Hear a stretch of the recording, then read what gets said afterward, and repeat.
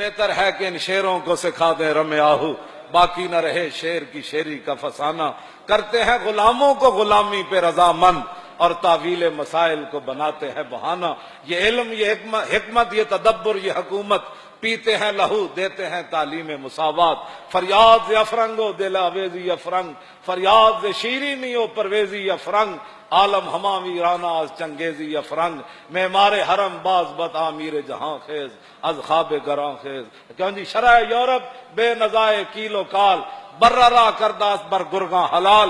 اقبال کہندا میں پورا یورپ پھریاں، میں انہاں دا ویکھیا کہ پورا یورپ انج متفق ہے، شرع یورپ بے نزائے کیل و کال۔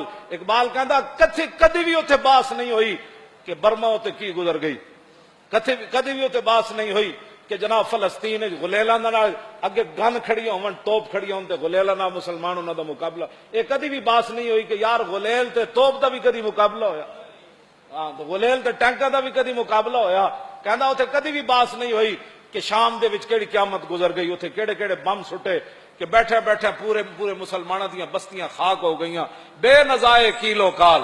کہندا اتھے کدی بھی یہ باس نہیں ہوئی کہ جناب کشمیر وچ کیڑی قیامت گزری، افغانستان وچ قلعہ جنگی وچ کی ہویا، تورا بورا دیاں پہاڑیاں دے تھلوں پانی نکل آیا، اتنا انہاں نے جناب اتھے بم باری کی۔ کہندا یہ باساں اتھے کدی بھی نہیں ہوئیاں، بات صرف وہاں یہ ہوتی ہے کہ پاکستان میں 295 کا قانون غلط استعمال، پوری جی یورپی یونین بھی اس پر ہے، اور ٹرمپ کو بھی اس پر پریشانی ہے، اور جو ٹرمپ کے چمچے یہاں ہیں لبرل، جو کھاتے پاکستان کا ہے، جو حضور کے نام پر بنا ہے، اور دن رات ناموس رسالت کے خلاف بیٹھ کر بک بک کرتے ہیں، اور ہمیں کہتے ہیں کہ یہ انتہا پسند لوگ ہیں، ان کو نئی الیکشن میں آنا چاہیے، ان کو روکو۔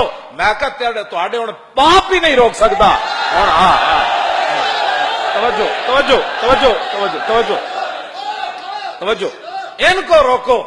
ہاں جی، جو تورا بورا کی پہاڑیوں کو جلا دینے والے ہیں ان کو لاؤ، جو برما کی بچیوں کے کباب بنانے والے ہیں ان کے حامیوں کو یہاں لاؤ، جو عافیہ صدیقی بیچنے والے ہیں ان کو یہاں لاؤ، اور جو مسجدوں کے سپیکر اتارنے والے ہیں ان کو یہاں لاؤ، جو مسلمانوں کی بیٹیوں کو نچانے والے ان کو یہاں لاؤ، اور جو مرزائیوں کو بہن بھائی کہنے والے ان کو یہاں لاؤ، جو قرآن و حدیث کو، جو حضور نے فرمایا میری امت گمراہ نہیں ہوگی، وہ قرآن و حدیث کو نصاب سے نکالنے والوں کو یہاں لاؤ، اور ان کو اپنا مرزائیوں کو قیمتی اثاثہ کہنے والوں کو یہاں لاؤ، ممتاز قادری کو تختہ دار پر لٹکانے والوں کو یہاں لاؤ، اور ختم نبوت کے غداروں کو یہاں لاؤ، اور ختم نبوت کی جو خاطر گئے ان پر 12,000 شیل گرانے والوں کو یہاں لاؤ، اور 8 شہیدوں کرنے والے ختم نبوت کے جرم میں ان کو یہاں لاؤ۔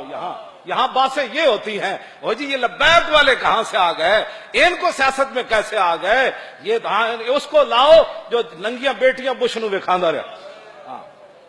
کیوں جی بش بھی چٹکی مار گیا، کہنے لگا اسی تے سنیا سی بڑے غیرت والے ہوندے مسلمان، کیوں جی اسی تے سنیا سی عبد الرحمان بن عوف تلوار کٹ کے خالی وہ صحابیہ ڈگ پیاں، بنو قینوقاع قبیلے وہ زرگر سن، سارے یہودی سونا بنا سن، صحابیہ سونا بنوان گئیاں دی دکان دے یہودی تے، ایک لونڈے نے یہودی نے آپ دی وہ صحابیہ دی قمیض بند دیتی، وہ پھٹا جے تے بیٹھیاں سن تے وہ اٹھن لگیاں تے ڈہ پیاں تے آپ نے چیخ مار دیتی، وہ ہس پے لونڈے جتنے دکاندار تے بیٹھے سن وہ سونا بنان والے، عبد الرحمان بن عوف باہروں گزر رہے سن، تسبیح لے کے نہیں تلوار لے کے۔